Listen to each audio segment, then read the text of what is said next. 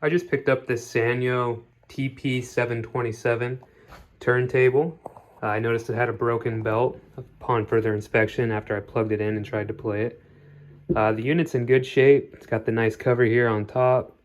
So I'm going to go ahead and show you how to remove all of this and get access to the belt, as well as how to replace it. I believe this is also similar to the TP-626 and a couple other models that Sanyo offers. First things first, we're going to go ahead and remove this cover here. Very simple, kind of neat design. It slides on the back here.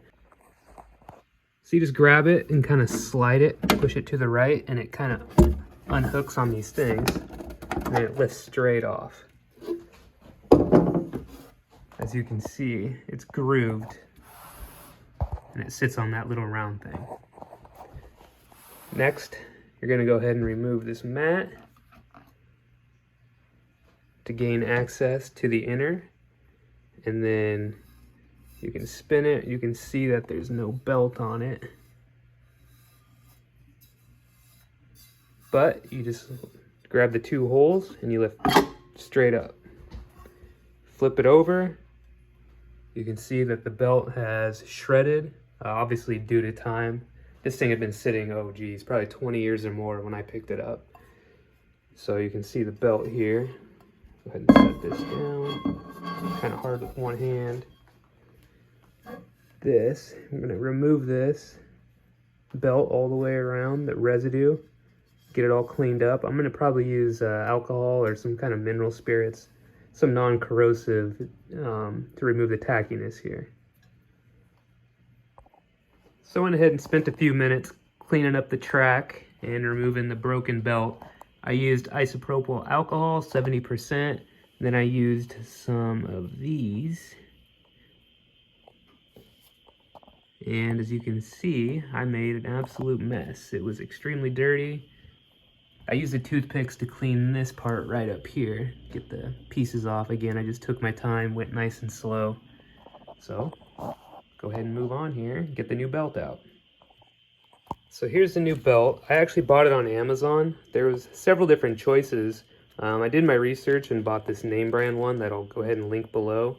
It had the best, reviews on it, and I figured if it's only a couple dollars more, might as well spend the money on a better part while I have it apart. So go ahead and pull it out of the package here. So I went ahead and slipped it on. You can see it stays tight to the actual lip here. And this is it's kind of like a huge rubber band. You can see where it kind of has like a tiny little bit of a groove. Just make sure it sits in that all the way around. And then we can take it, flip it up, put it back on its thing, and this little cover inspection hole here, you can see it, the belt right there, you're gonna grab this and slide it. Pull and slide it over the little groove on this. So I'll go ahead and do that. So I actually got another toothpick out, and you can see I got it loose. I got it sitting on there. Go ahead and release the tension off the toothpick, and now the belt is on. You can see it move as I move the actual turntable. I'll go ahead and buckle it in, get the top back on, and plug it in, see if it works. Again, very easy design. You just slide it on, push it on, slide it to the left. There you go for the top. I've already went ahead and installed a brand new needle on it. Still got the cover on here. Just pull down on that. Let's see the brand new needle. I'll drop a link for this below as well. Very easy to replace. You just undo it right here, and then you can remove this actual whole end piece.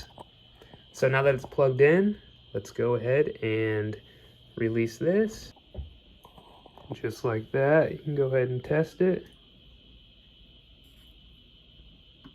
You can see once you lift that up, it starts spinning. It knows when to go on, and this thing lights up down here.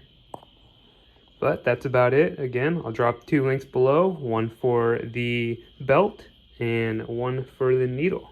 Any questions, feel free to reach out. I also have the manual I can send you if anybody is interested.